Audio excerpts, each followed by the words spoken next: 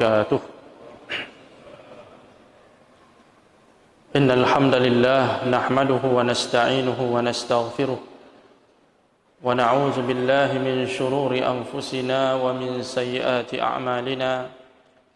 من يهده الله فلا مضل له ومن يضلل فلا هادي له. أشهد أن لا إله إلا الله وحده لا شريك له وأشهد أن محمدا عبده ورسوله. اللهم صل وسلم على نبينا محمد وعلى آله وصحبه أجمعين. أما بعد. Kaum muslimin wal muslimat, jamaah maghrib yang dirahmati Allah subhanahu wa ta'ala,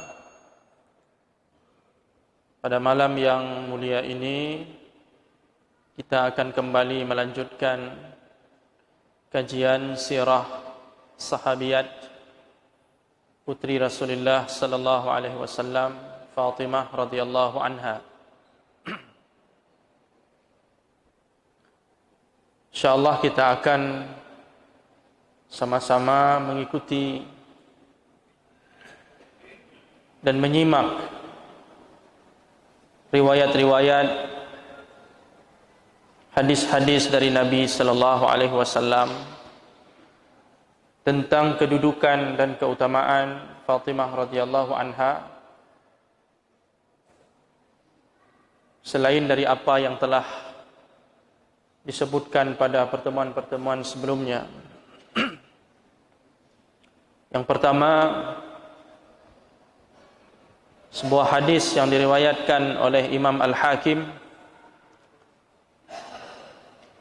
kemudian dinyatakan sahih oleh beliau dan disetujui oleh Az-Zahabi. Karena Imam Hakim ini ketika menilai sebuah hadis, beliau memiliki kecenderungan untuk bermudah-mudah. Standar yang beliau gunakan agak lunak. Beliau dikenal dengan mutasahil. Ulama hadis yang menilai suatu hadis itu dengan standar yang lunak. Sehingga penilaian beliau terhadap sebuah hadis dengan nilai sahih ini perlu kadang-kadang dikaji ulang. Oleh karenanya Imam Az-Zahabi salah seorang ulama yang mengkaji ulang penilaian-penilaian Hakim terhadap hadis-hadisnya. Jadi hadis ini disahihkan oleh Al-Hakim, kemudian disetujui oleh Az-Zahabi. Kaji ulang, ternyata beliau setuju bahwa hadis ini hadis sahih. Berarti hadis ini disahihkan oleh Hakim dan disahihkan juga oleh Az-Zahabi.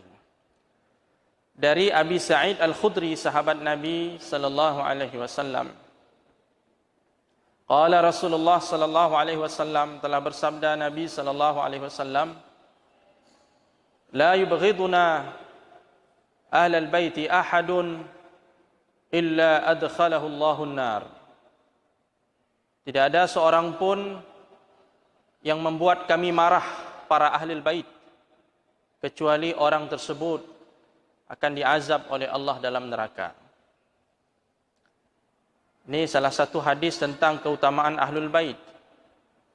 Salah satu ahlul bait Rasulullah adalah Fatimah radhiyallahu anha.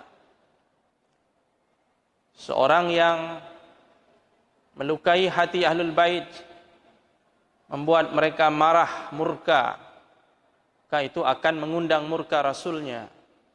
Dan murka Rasul itu akan mengundang murka Allah.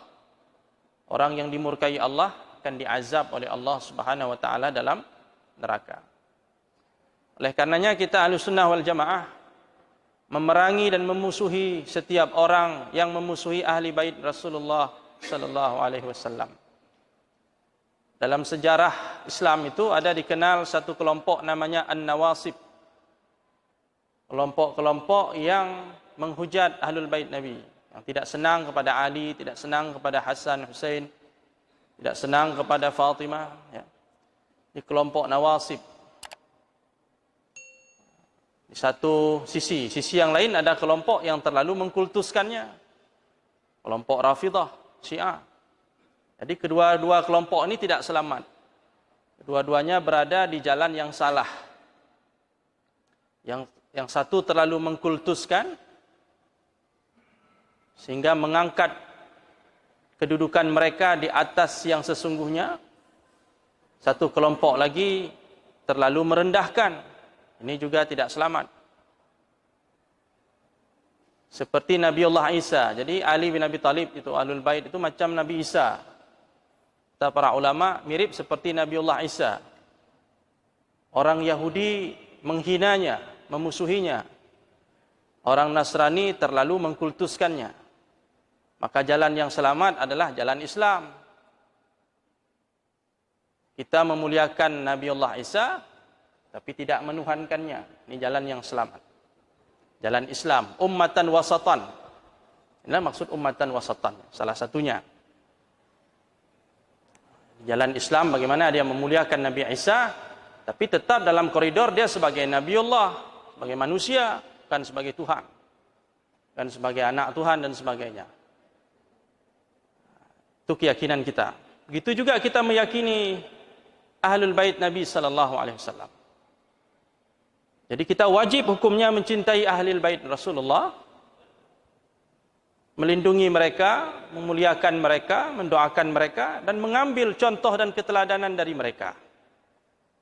Karena salah satu sumber keteladanan itu adalah dari Ahlul Bait Nabi SAW. Kita belajar dari mereka.